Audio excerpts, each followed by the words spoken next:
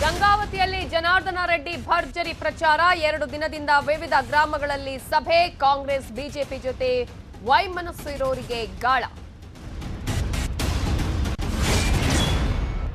ಕೋಲಾರದಲ್ಲಿ ನಾಳೆ ಪ್ರಜಾಧ್ವನಿ ಸಮಾವೇಶ 60,000ಕ್ಕೂ ಅಧಿಕ ಜನ ಸೇರಿಸಲು ತಯಾರಿ 100 ಅಡಿ ಎತ್ತರದ ಸಿದ್ದರಾಮಯ್ಯ ಕಟೌಟ್ ನಿಲ್ಲಿಸಲು ಸಿದ್ಧತೆ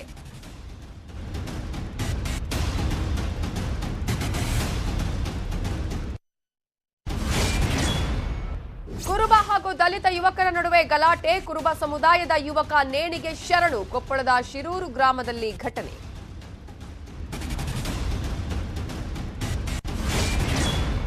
ಮುಖ್ಯ ರಸ್ತೆ ಬಿಟ್ಟು ಗಲ್ಲಿಯಲ್ಲೇ ಬಿಎಂಟಿಸಿ ಬಸ್ಗಳ ಸಂಚಾರ ವಾಹನಗಳಿಂದ ನೆಮ್ಮದಿ ಕಳೆದುಕೊಂಡ ಜನ ಸುಂಕದಕಟ್ಟೆಯ ಹೊಯ್ಸಳ ನಗರದಲ್ಲಿ ನಿತ್ಯ ಕಿರಿಕ್